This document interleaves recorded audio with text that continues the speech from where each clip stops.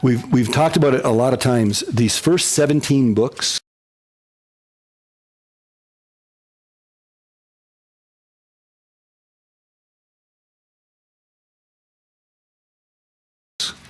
are absolutely essential to understanding the Old Testament. And the Old Testament is really essential to understand that, to understand the New Testament. So the first 17 books are basically essential for you to understand the Gospels and the New Testament. So we're almost done. Just an overview. But what we're going to do is, on our syllabus, what we're doing is next week we get into the book of Esther. And then we do a review on the 13th of December. If there was ever a class you want to do whatever you can do to get here, it's that 13th of December. Because we are going to really equip you with understanding the Old Testament. It's an entire hour and a half giving you little keys and threads that God has allowed me to pick up over the years. I was talking to Connie on the way over here. We were just talking about Old Testament and how I fell in love with the Old Testament when I first started teaching, because that's where I started teaching the Old Testament. And I just became an Old Testament addict. I love these first 17 books. And we were talking about the number of hours of study, and realistically, I'm sitting trying to figure it out. I don't know, but I'm guessing probably God has allowed me to study maybe 5,000 hours of Old Testament, which is a lot of time. But I've spent the vast majority of my life over the past 30 years studying Old Testament. And I want to give you things that God has allowed me to come across, either by going through Liberty. I went through the Liberty course back in 1976 and 77. I went through the Moody Old Testament course back in 80. I went through Old Testament at St. Paul Bible College. So I've got a lot of Old Testament stuff, and then I had to do Old Testament for my master's up here at Trinity Seminary. So I've had 4 different courses at seminaries and Bible schools in Old Testament, but I really learned most of it just spending time there. And I want to give you a lot of that. So it's just going to be a gift. Take it. But I can't give it to you unless you know this foundation. You've got the foundation now. So please try and get here on the 13th. That's going to be get here. Don't miss that one. Then we're going to take a break from the 13th, that Tuesday, until January 10th. And we're not going to have any classes. There's going to be no test when you come back. When you come back on the 10th, we're going to review Joshua through Esther. You'll probably give us 14 maps to memorize. Yeah, that's a possibility. That's a possibility. Not a bad idea, actually. It's pretty good. But we'll review on the 10th of January again. So you'll review on the 10th of January, and then we'll have our major test on Joshua through Esther on the 17th of January, and then we'll jump into the poetic books. So we finish up these 17 books next week. Then we review like everything on the 13th, take a break. Now, if you read in the Old Testament, you will not be confused in these 17 books. You're not even going to believe it, what's going to happen to you. So I would encourage you over Christmas. I know this sounds like, oh, yes, but I would encourage you to do it. I would encourage you to read 1st, 2nd Kings and 1st, 2nd Chronicles. Well, 1st, 2nd Kings and 2nd Chronicles over the break. Don't have to. I think you'd enjoy it. It's sort of like prior to this class, if you get in there, it's like jumping in the middle of a soap opera with nobody to tell you what's going on.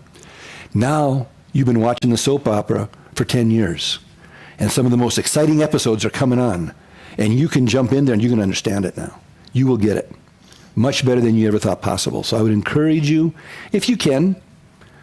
So I'm going to have my quiet times in 1 Kings this week, and just read 2 chapters a day of 1 Kings and enjoy, and you will. You will be shocked at how they come alive. And what used to be like, oh man, it's like, these are pretty good. This is really good. This isn't that hard. If you do that, have a notepad alongside of you, and I would encourage you to have 2 columns. One that says Judah, one that says Israel. You know why. And you come to a king. If it's a king of Judah, just write his name down. And especially in Judah, you're going to see it goes in that same line because it's a messianic line. It starts with David to Rehoboam, and it goes right on down the genealogy all the way through. So you can just kind of check them as you go, and it'll make sense as you're reading them. On the Israel side, there is no genealogy. Jeroboam was a king for a while, and then someone else, and they get assassinated, and somebody comes in, the assassinator comes in and says, okay, I'm the new king, and he lasts for a week, and then someone kills him, and then someone else kills him. There's a whole other line here, and it's crazy up there. It's crazy. A lot of intrigue. It's crazy. They have a very hard time having peaceful transfer of power up in Israel. So you might want to keep track of that. It's very interesting. So I would encourage you to just have fun, and if you don't, it's no big deal. If you do, and on the 10th, when we come together on the 10th of January, if you happen to turn in a paper that shows the kings of Judah and the kings of Israel, chink to chink to chink to chink to chink, and if it just happens that after each king you have 1 Kings 12 to 16, Rehoboam. 1 Kings 16 to 17, Asa. 1 Kings 19 to 23, Jehoshaphat.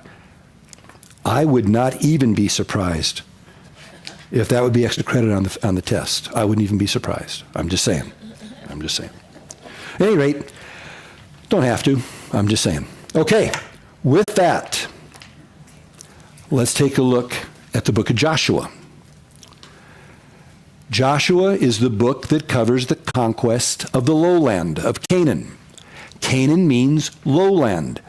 When we look at the topography of Israel, if we could lay on our stomach like we're in the military, we're crawling underwater, and if we were looking to the north from the southern part of Israel, when we were right there on the shoreline of the Mediterranean, that would be sea level, right? Then it would slowly start to rise, just a little bit. That's called the Shephelah, just a little bit of a rise right there. And then they have a little bit of what we call mesas, they call mountains. And then it drops into a little valley. And then it drops down into a big valley, Jordan River Valley, and it shoots way up to a plateau in Jordan, and it goes on over there. If you look up to the north, you'll see Mount Hermon, a big mountain. That's all up in the highlands up there. That's the Aram, the highlands. Today they call them the heights, the Golan Heights. The lowlands, that's why there's just little mesas and little hills. It's the lowlands. That's Canaan. Canaan means lowlands.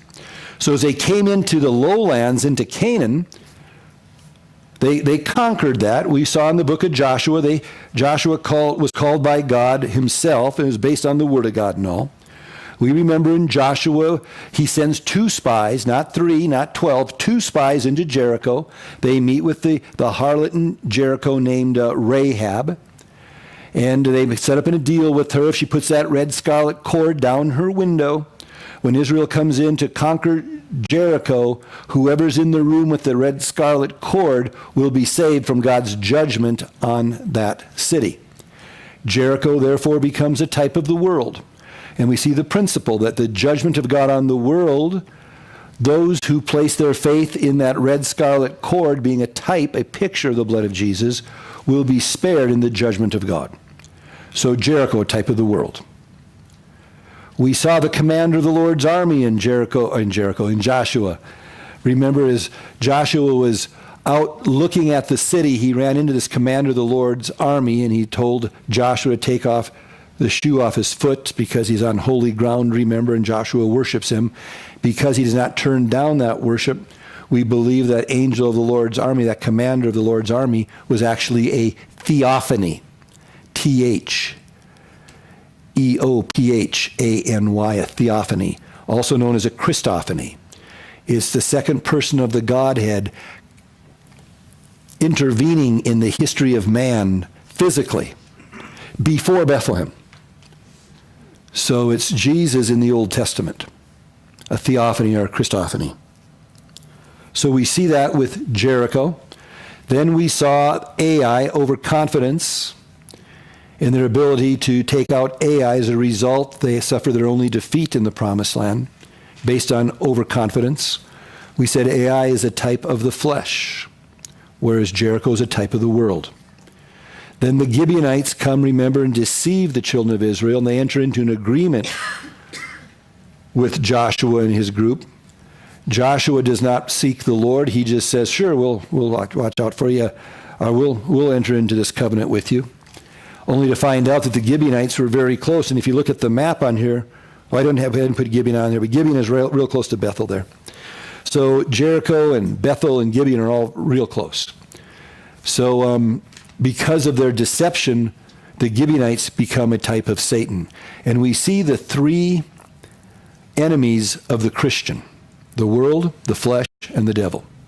Mentioned in the New Testament, we see them played out for us here in the book of Joshua.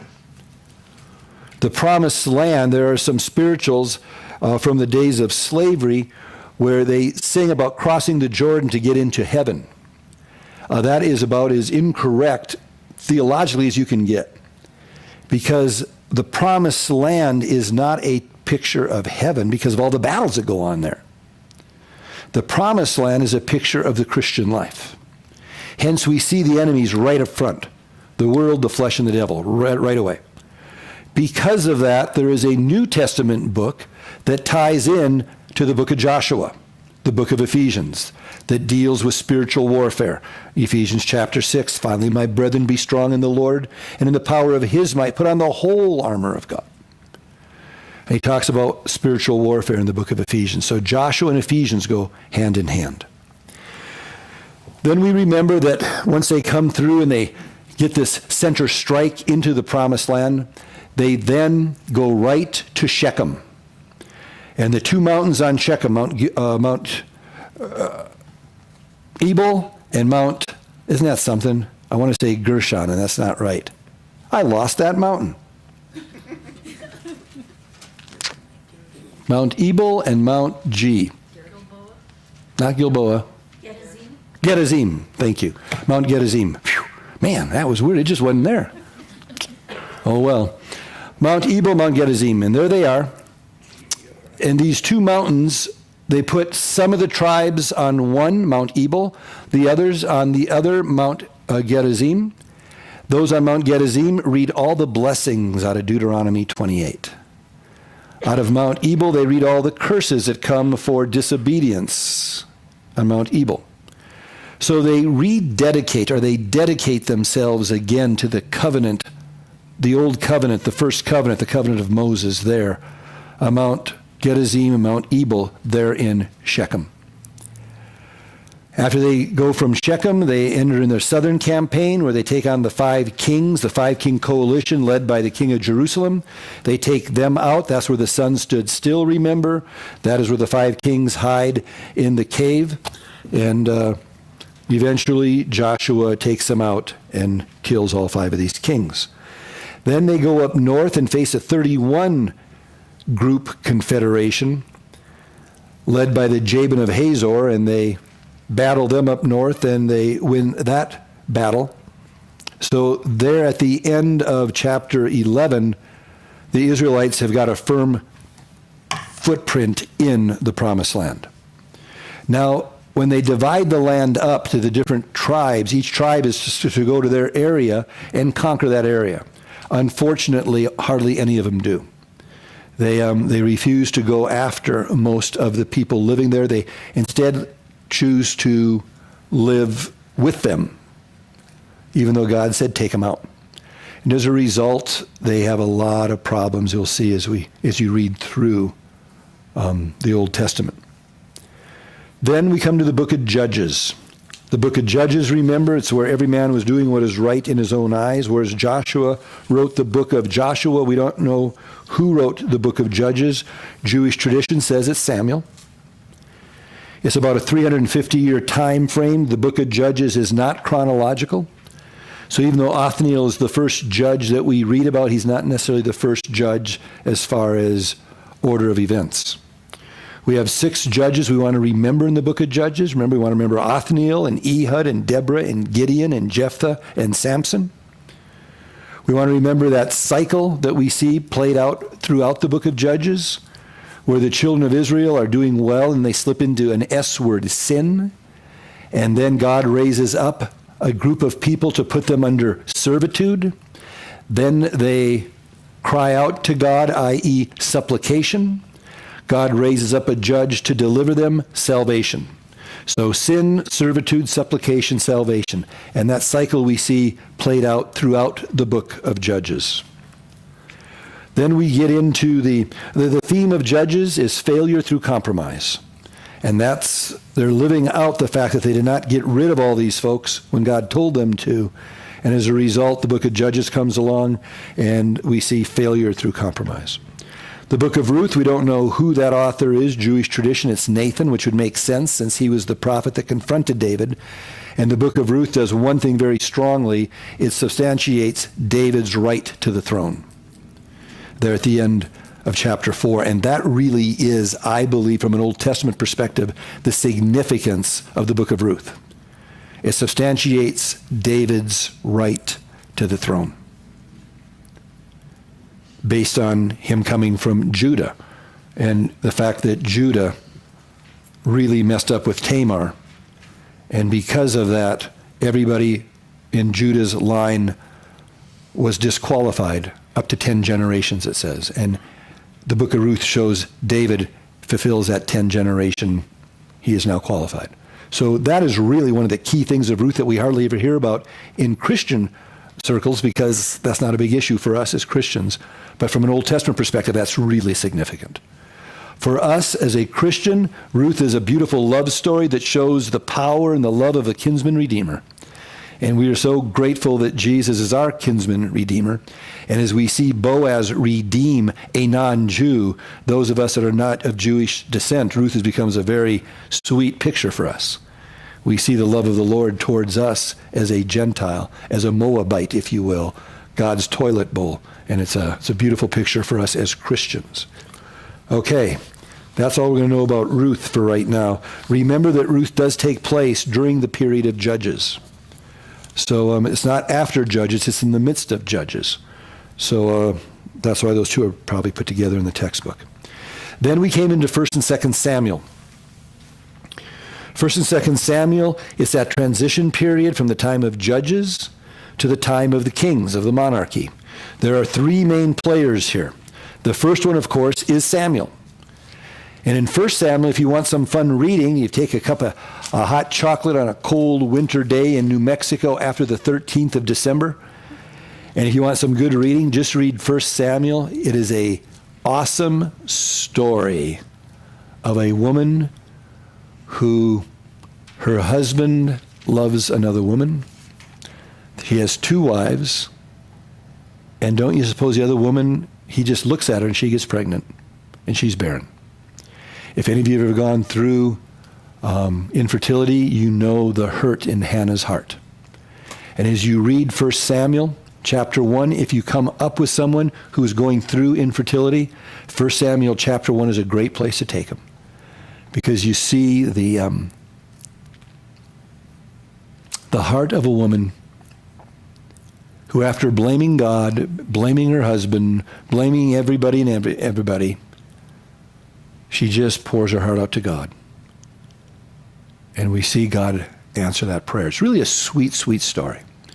And that little baby that is born is Samuel.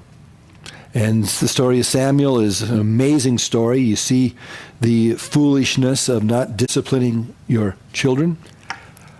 Shut the camera off for a second, please. And the tape for a second, Sandy. So we see Samuel. The whole story of Samuel in 1 Samuel is like amazing, the first 12 chapters of Samuel. Then we see Saul get anointed king. There's three men in 1 and 2 Samuel you want to remember. When you think 1 and 2 Samuel, think three men. Samuel, Saul, the first king of Israel, from the wrong tribe. He's from the tribe of Benjamin, and he's supposed to be from Judah. It's a messianic king. So you know he's wrong from the get-go. But he has all the appearance of a strong leader. Charismatic, good-looking, strong. He's Saul, man. And he just completely messes up as you read through 1 Samuel. He messes up. Eventually, he dies on Mount Gilboa. David becomes king. His kingship starts in 2 Samuel. His anointing and preparation starts in 1 Samuel. So when you think of 1 Samuel, you think of Samuel, and you think of Saul. When you think of 2 Samuel, you think of David on the throne. If you want to know anything about David before him being on the throne, you're in 1 Samuel. He takes the throne, I think it's in chapter 3 or 2 or something like that. But 2 Samuel is where David is on the throne. So that's 1 and 2 Samuel. 3 guys, Samuel, Saul, and David. After 1 and 2 Samuel, all the 1st and 2nds are together, remember, in reverse alphabetical order, SKC. 1 and 2 Samuel, 1 and 2 Kings, 1 and 2 Chronicles. 1 and 2 Kings tells the story of Israel and Judah, both. We remember that in 1 Kings, at the beginning, we get a little bit of Solomon and a lot of his reign and all. But then in chapter 12, probably the most important chapter in all the Old Testament when it comes to understanding 1 and 2 Kings and everything, is 1 Kings chapter 12. It's where there is the split in the kingdom. Where Solomon dies, Rehoboam takes control, and Rehoboam, it goes to his head.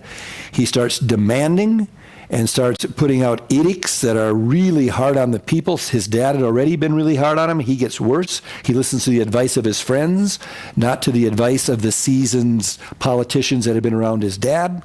And as a result, there's a split in the country. And to the north, Israel becomes the nation. They call in Jeroboam the first. Remember, he gets into worship by convenience by putting 2 worship centers, one in Bethel, one in Dan. 10. That's the 10. That's the 10. North. That's north. That's the yellow on the map. Yellow on the map, north. They're called Israel. What makes it the easiest way to remember it, Harvey, is Israel, when the kingdom divides, Israel isn't Israel. It's a mess. The real heart of Israel is in Judah, where Jerusalem is. Jerusalem is the center of their worship. And that's in the south. That's south. That's Judah. Gotcha. So the tribe Judah becomes, the nation Judah takes its name from the largest of the 2 tribes, Judah and Benjamin. It just takes the name Judah. So Judah and Jerusalem, double J, JJ, that's where it's at. I won't miss that question. Never again, never again. Israel, when it came to worshiping God, they were all yellow.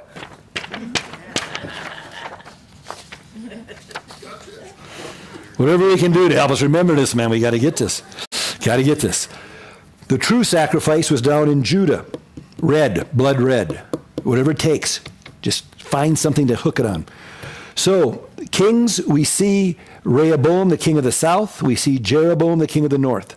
I don't think it's necessary in an overview class for you to memorize all the kings. I used to do that with the guys I was discipling. They'd have to memorize all the kings in order from the south, all the kings in order from the north, and then how they interacted with each other. But I found that 2 or 3 years later, most of them forgot all that. So it was just mental gymnastics. So we're not going to do that. So instead, what I want you to do is the flow. Remember, we keep talking about the flow. It's an overview. I want you to know the flow. So the flow is we have 3 kings who were kings over a unified Israel. Saul, a bad king. David, the king that represents the king of kings. And his son Solomon, peace, shalom, Shlomo, Solomon. Those 3 kings reigned over a united Israel. Then when Solomon died, we had this division, a divided Israel. In the south, we have Judah. In the north, we have Israel. The capital of Judah is Jerusalem. The capital of Israel is the city Samaria. We have some good kings and some ungodly kings, some godly kings, some ungodly kings down in Judah. In Israel, if you're a king of Israel after the divide, you are ungodly. There is not one godly king in the northern 10 tribes in their entire history. 2 main prophets, remember? Elijah and Elisha.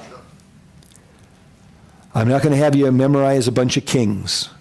Just realize that up north, they were blessed financially, a very wealthy nation Israel was. They put their trust in their defense, in their economy, in their alliances with the people around them. And as a result of all that, they went down. Instead of following God, they followed everything else. The prophets would raise up and tell them, you need to come back to God. And they said, tell us about it. Look at it. God's blessing us. They became so wealthy that as the Assyrians flexed their muscle up in the northern part of your page on that map, they looked at Israel and they saw all the wealth there. And they said, we want that. And they came in and took it. So their blessing was the very thing God used to destroy them, interestingly enough.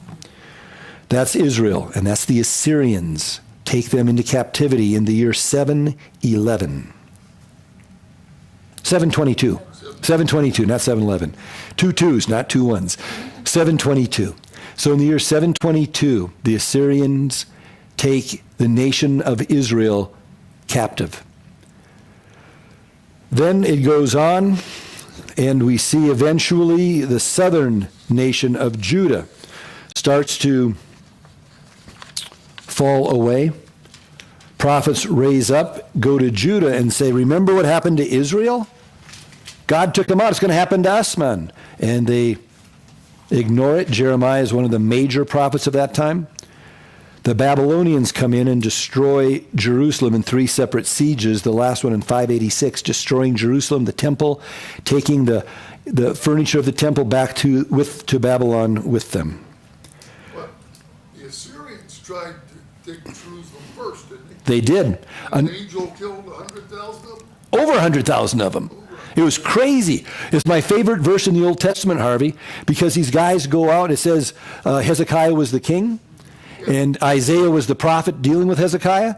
And they go out and they see a couple 100,000 Assyrian soldiers all around. It says there they were. There were the corpses of the Assyrian army, all dead. And I just love the fact that the corpses were dead. I love that phrase. It's just how it comes out in English, but I love it the way the English translation is. The corpses were all dead. But I love that verse. But yes, that's true. The Assyrians came in, and Hezekiah freaked out. In fact, Hezekiah's tunnel, those of you that the Hezekiah's tunnel was built because the Assyrians were coming in. And they had to get the water source inside the walls.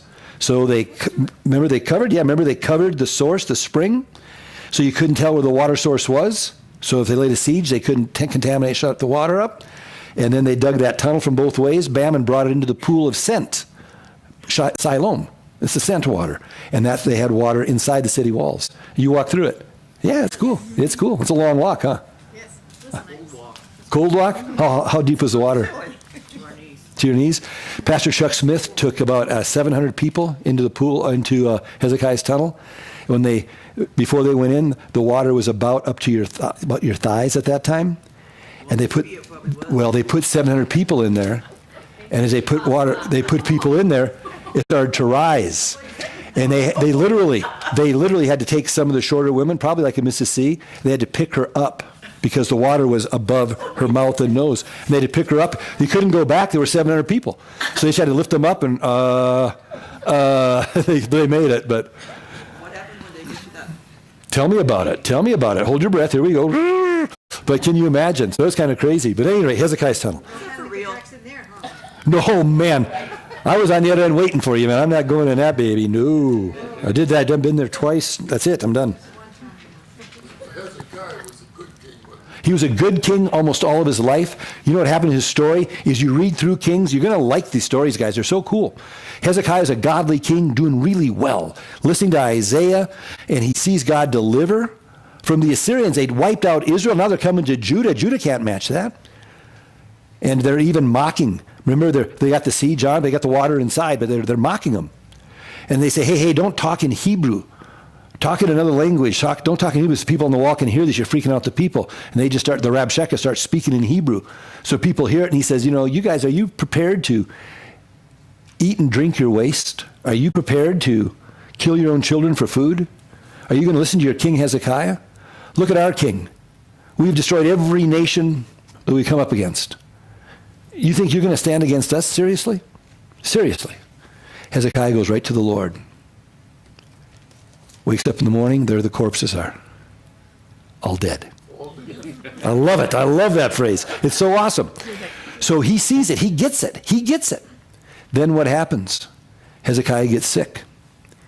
He's had a wonderful life. Wonderful life. And he lays on his bed and he says, God, it's not fair. I can't believe I'm dying.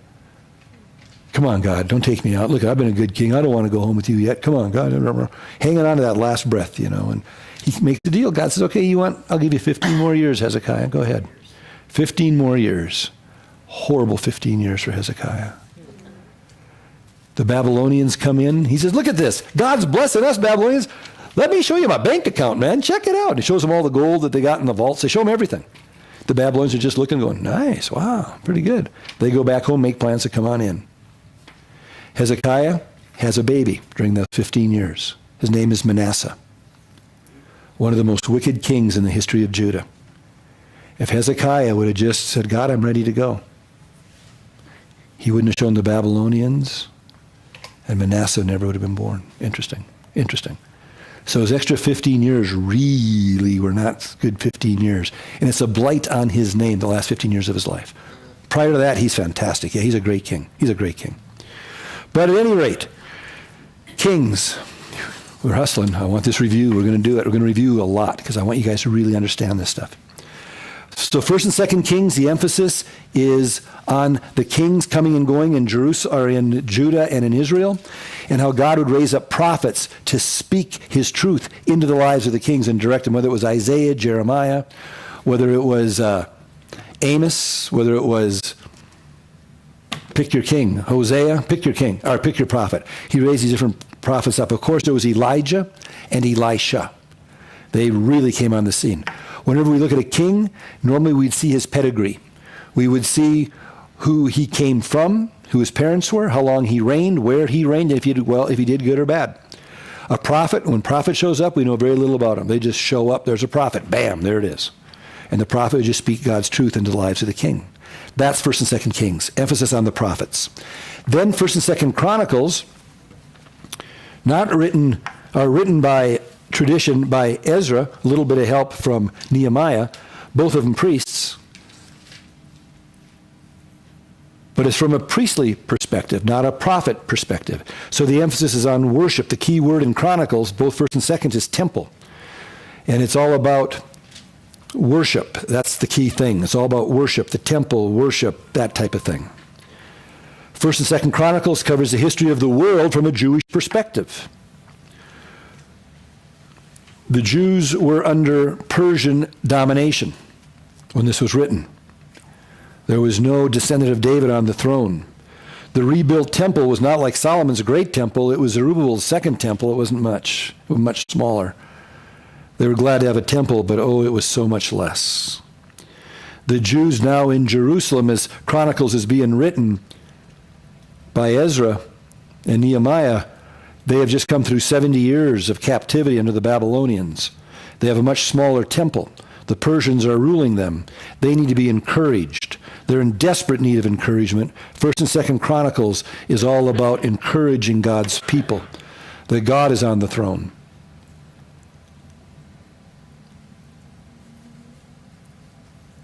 It really emphasizes the importance of the Jews to unite and to get back into temple worship.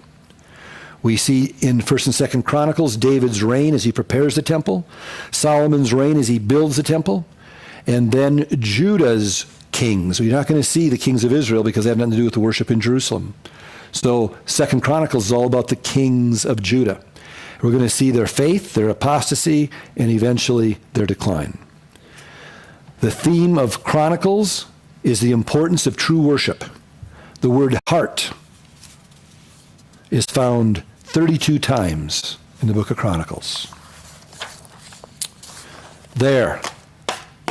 That was a 45-minute review. We got about 6 minutes left for Ezra and Nehemiah. It's not going to be long. Ezra and Nehemiah are one book in the Hebrew Masoretic text. So it's just one book, Ezra and Nehemiah. In our English Bible, we divide it into two books, Ezra and then Nehemiah. Ezra, written by Ezra the priest. He was also a scribe. Obviously, Ezra, being a priest in captivity where there was no temple, he didn't have much priestly duties, so he threw himself into the study of the Word of God, which I find interesting. That's a great example for us. God, what would you have me do? And we say, I'm just going to wait on the Lord. Well, what do we do while we're waiting? There's the answer. Ezra does it. While we're waiting, God, what would you have me do? Get in the Word of God. Ezra masters the Word of God. He becomes a scribe, a scholar of the Word. It's a great example, Ezra. He's a scribe and a priest. The book of Ezra divides into two parts.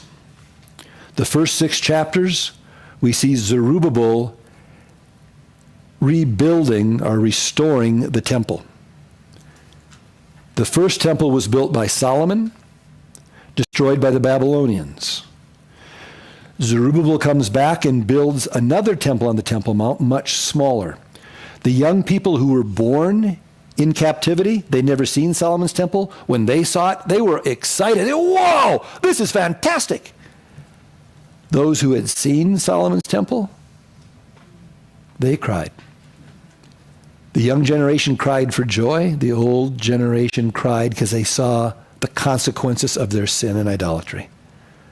It's a temple, but it's so much less than it used to be. The consequence of sin.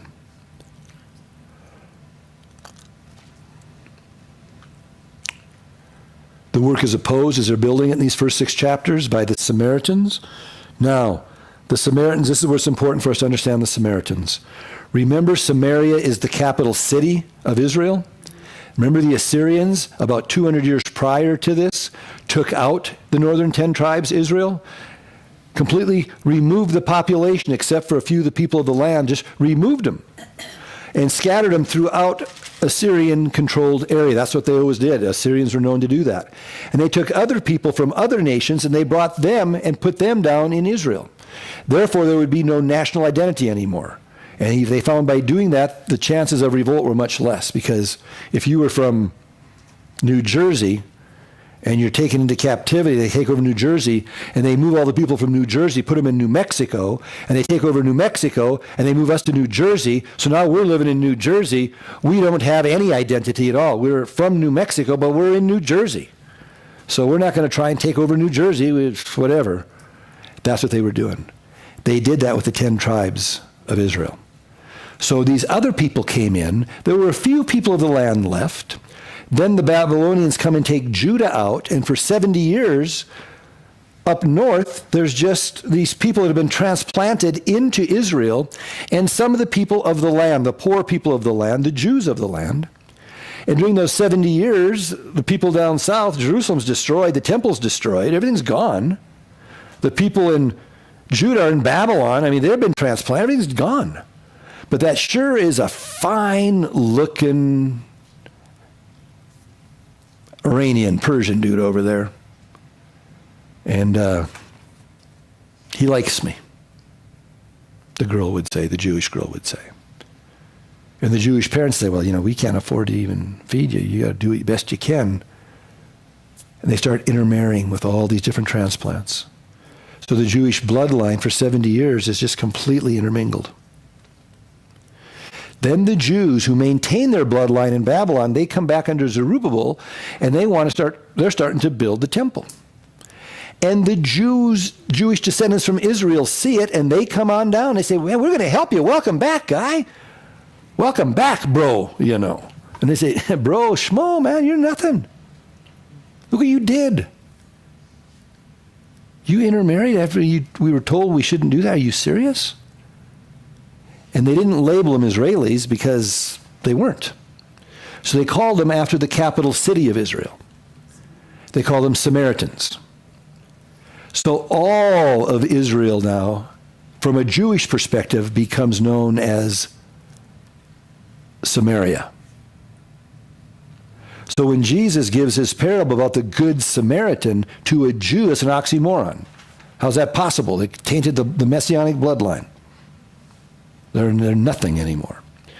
No longer is it called Samaria. On your map, now you can picture your map in your head, right? You see the Sea of Galilee there, and you see the Jordan River going down south.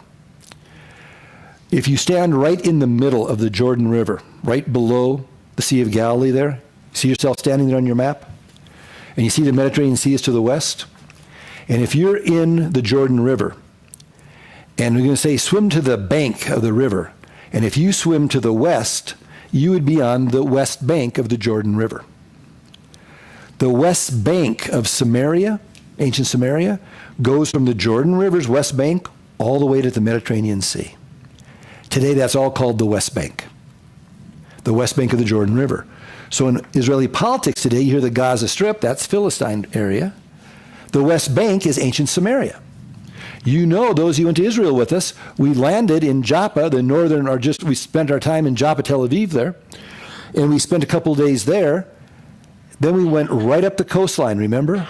Right up, we didn't go to the Samaria. We went right up the coastline. Then we got north of all that, up into the Mount Carmel. Then we went into Nazareth, and then we booked it over to the Sea of Galilee. Remember, we didn't stop for nothing. There we go. Then we were in the Golan, the Aram, the heights. We were in the Sea of Galilee and up in the heights. Then we went down south. Remember what we did? Right down that Jordan River Valley, straight on down. We didn't stop except for a little bit of stop to look at Bet Shean, there right in the valley. And we had a little picnic lunch at Sakni, and then down we went. Go right down to Jericho. We just went at a gas station, rode a camel, and took off. Because that's all West Bank stuff. Yeah. We went no part. Ain't nobody got time for West Bank. And then we went to Jerusalem. So even today, 2,000 years later, the Jews still stay out of Samaria. Isn't that something? We still stay out of Samaria. I wanted to see Shechem. I think I mentioned that to you in one of our studies last time. I wanted to see Shechem so badly, and David was still my tour guide at that time, and he made the call. I said, David, I got to see Shechem. He says, you are crazy, man. We don't go there. I said, I got to see it. We had 2 buses. We got to see it. I got on the radio. Okay, they know we're doing it. They know we're doing it. We will just drive by and stop for a second. Okay. So we drove by. I got to see Mount Gerizim, Mount Ebal, saw where Shechem was, saw how that was all played out there. It was like one of the highlights of my trip. You're talking about the road to Damascus. Shechem was mine. It was like, whoa! Should we go? Yeah, let's go. And we just kept on going. He said, we shouldn't be. We got some stones thrown at us or a bus, but, stones. And we were done. But you don't go there as a Jew. You don't go there. So when you read the Gospels, and it says in John 4, it says Jesus had to go through Samaria. He didn't have to go through physically. He had to, because there was a woman at a well he had an appointment with. I love that. Jesus went through Samaria. And I find it interesting, while he went there, he sent all the disciples into the city, because one of them by themselves would have been in a hot mess. So they had the whole little pack go in there together, just stuck together and came back. But it's not a place you'd want to be as a Jew. Remember what she said when he says, hey, woman, give me something to drink. You, a Jew, are talking to me, asking me, a Samaritan woman, for a drink of water? And then John writes in there, for the Jews had no dealings with Samaritans. So this is where this all comes from right here. This time in the book of Ezra, when they come back to build the temple, and this intermarrying has taken place. And that's a big issue, because at the back of Ezra and at the back of Nehemiah both, they address this marrying foreign women, because it was going on. And it was starting to slip into Judah as well. So when Nehemiah comes down, he hits it hard. And if you just read that book and just read it without knowing the context, it's like, man, that's pretty hard. He's pulling out his own hair. What? You got married, you pulled out the hair and says, you got to divorce these women right now. Divorce them right now. What? Yeah, Nehemiah said, get rid of them right now. Well, why would he do that without the whole background of what's going on here? And Israel's almost destroyed because they're intermarrying. And when Nehemiah comes back, he's he's a priest, remember. He says, no, it stops, and it stops now. And it stopped. So it's an interesting thing, but we have to know the background, or else it just seems really crazy. So we understand that now with Ezra. Ezra, the first 6 chapters, rebuilds the temple. Then a long period goes by. 58 years go by. 58 years between chapter 6 of Ezra and chapter 7 of Ezra. During chapter 6 and 7, when you go home, take your Bible out, and after chapter 6, write Esther, exclamation point. During those 58 years, the book of Esther takes place. So even though in our Bible it's Ezra, Nehemiah, Esther, time-wise, chronological-wise, it's the first 6 chapters of Ezra, Esther, and then the 7 through 10 of Ezra. So Esther takes place between Esther 6 and Esther 7 during that 58-year break. Ezra 6 and Ezra 7, yes. So then, when we read the story of Esther, in your textbook and on your homework assignment tonight, there's going to be a chart to fill up, and the chart comes right from your textbook, so don't freak out when you see it. Just go to the 3rd page in the chapter, and you'll see the chart on the right-hand side, halfway down that page. I just want you to rewrite that chart on your homework so you kind of see how it looks, how it works. But it's very interesting, guys. It puts everything in perspective. So if we look at it, the first return is under Zerubbabel. Shalbazar or something like that too, but don't worry about that one. Just Zerubbabel.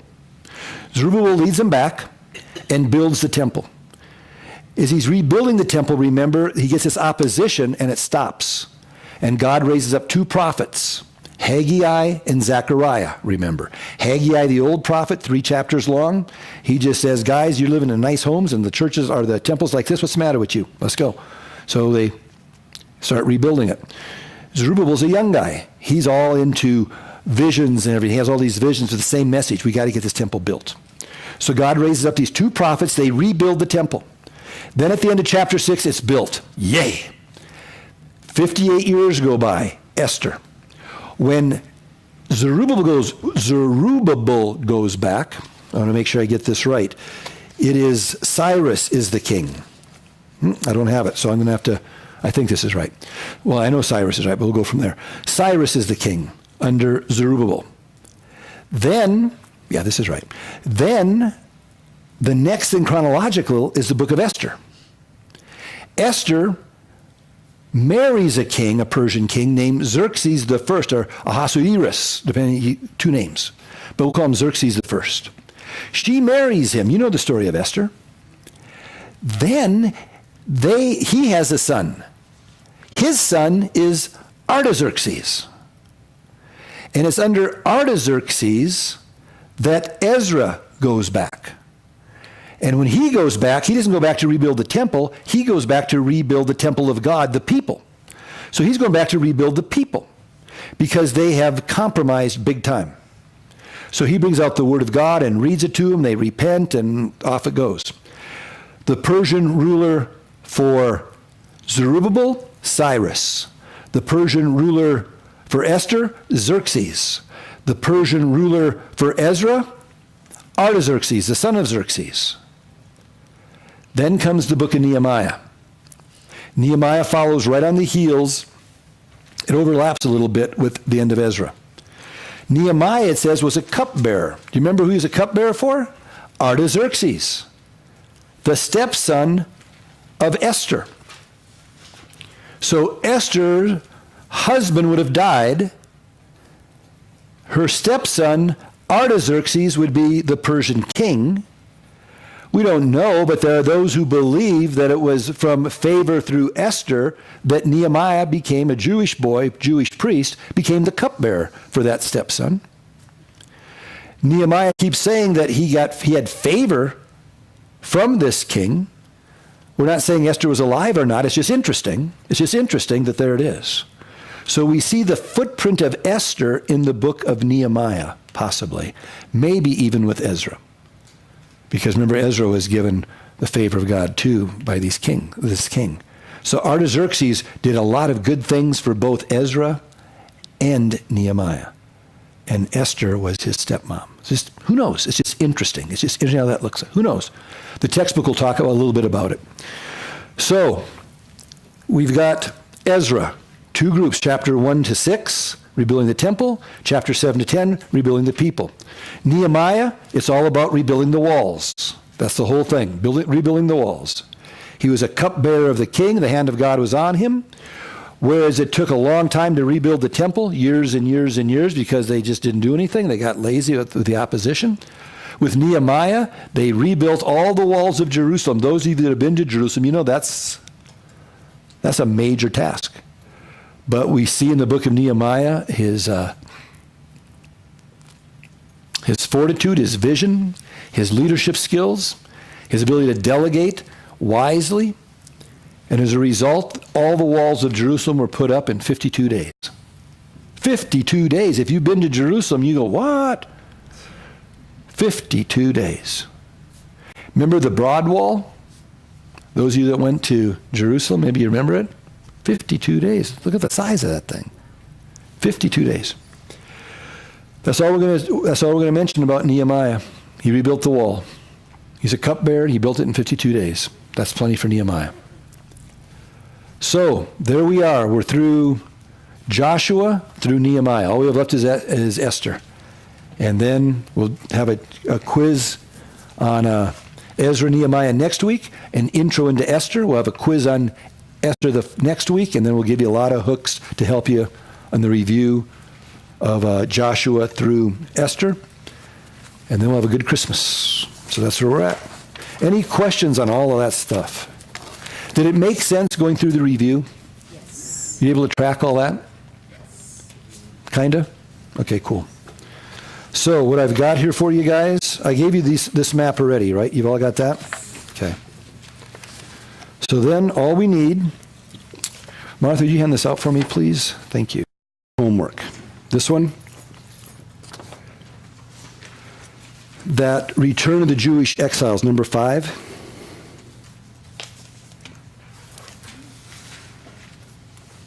The bold red across the top, return first, intermediate, second, and third. That's talking about the first return. It took place right underneath it in 538 to 515 BC. The intermediate, that's when Esther took place. The second return, 458 to 457 BC. The third return, 444 to 424 BC. Realize that the smaller the number BC, the more recent it is. So you've got to kind of, it's different than AD, obviously, but just keep that in your mind. So what I'm looking for on the first return, if you look at the first in the bold, going down like a column, the first return of the Jewish exiles took place from 538 to 515 BC. I want to know who the Jewish leader was there. That would have been Zerubbabel. I want to know who the Persian leader was there. That would be Cyrus. I want to know the biblical reference. That would be Ezra 1:1 to 6:22, wherever that last verse is. Or you could just say Ezra 1 to 6. See how that works? Intermediate is all about Esther. The second return, obviously, is going to be under Ezra. And the third return, obviously, will be under Nehemiah. So I just want you to put it in a chart form and memorize that chart. That is going to be the key for this whole assignment. Then on the back side, is there a map on the back side? Does anybody not have a map besides me on the back of it? Everyone's got a map? Okay. See. On this map, it's the map that I handed out to you, basically, without anything in it. Edom's not on. Right down there in the bottom. Right that little bit of Edom. I don't mind. See? Harvey, you are just causing problems tonight, man. Let's see here. Oh, here we go. Ha! I got one, Harvey. I'll trade you. It's pink. There you go. Sorry about that. It wasn't on mine.